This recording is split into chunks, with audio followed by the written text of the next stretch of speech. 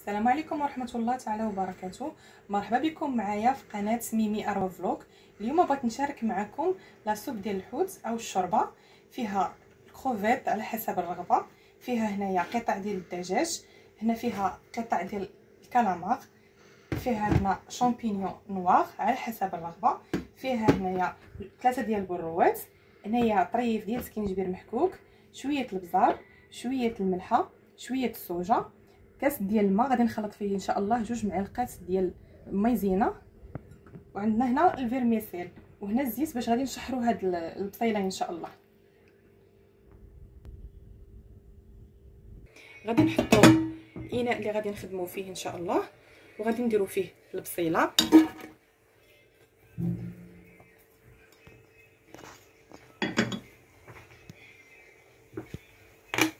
وغنديروا القليل ديال الزيت باش نشحروها مزيان حتى طيح،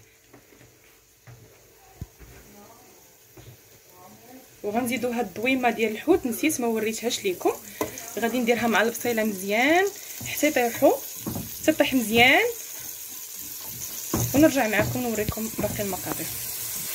بعد ما تحمرت لي البصيله وطاحت غنزيد هاد الطريفات ديال الدجاج حتى هما غادي نشحرهم مزيان حتى يطيحوا، ومن بعد غنزيد عليهم الكالامار ان شاء الله.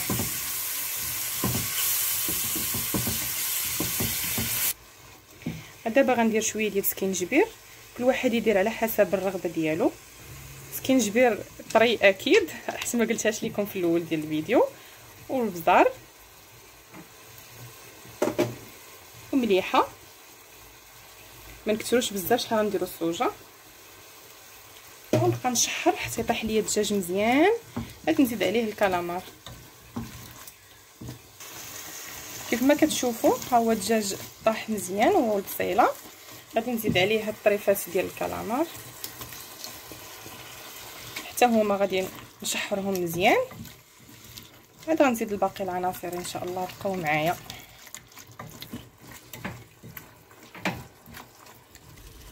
كيف ما كتشوفوا انا كنشحر فيه حيت الكالامار ما كيبغيش يطيب بزاف باش ما يقصحش لينا.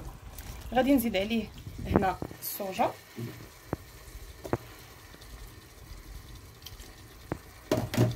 انا كتعجبني راني كثرت منها،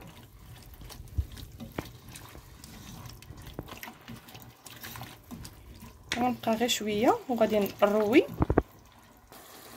دابا غادي نزيد الماء جهد ايطرو وغنخليه يغلى شويه، عاد غندير ان شاء الله. هانتوما كتشوفوا معايا بعد ما غلات ليا هذيك لاصوص اللي درنا ديال الماء، غلا فيها بصيله وسميتو،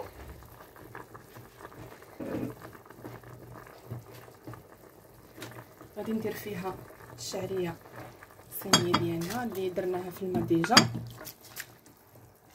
اوبسو غنبقى نحرك فيها كيف ما شفتوا، كانت كتبان قبيله مجموعه ولكن ملي كنديروها راه كتحل، غتغلى شويه.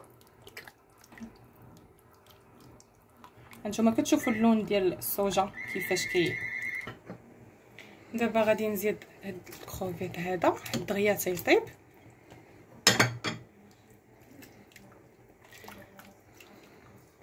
كنقيوه ونغسلوه.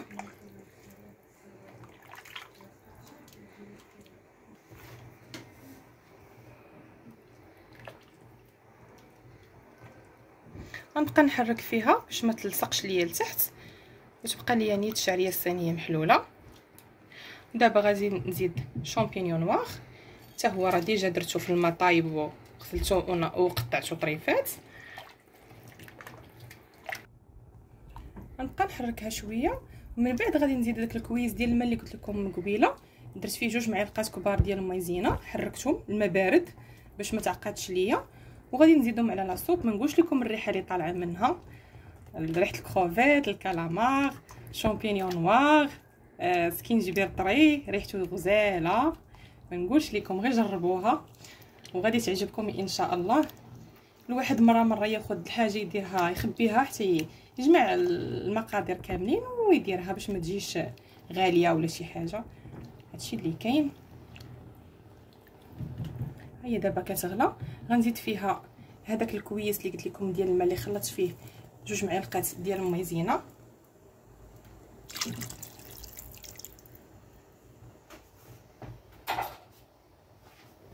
وغنبقى نحرك حتى تعقد ليا شويه، غير شويه ماشي بزاف، وان شاء الله نوريكم الشكل ديالها. غير جربوها ما غاديش تندموا عليها، غتوليو ديروها. علاش؟ حيت صحيه، فيها حوايج اللي صحيين.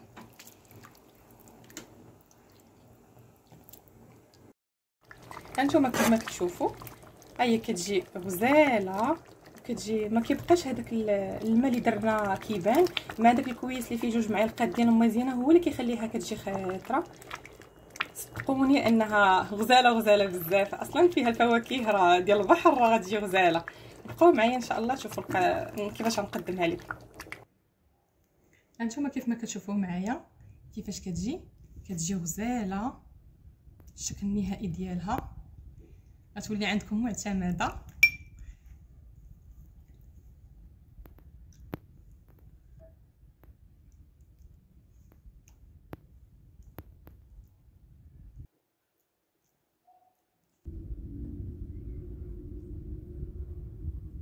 كنتمنى يعجبكم الطبق ديال اليوم، وإلا عجبكم ما تنسونيش بلي لايك. شكرا بزاف البنات، وكنتمنى هذا الفيديو ما يكونش ثقيل عليكم.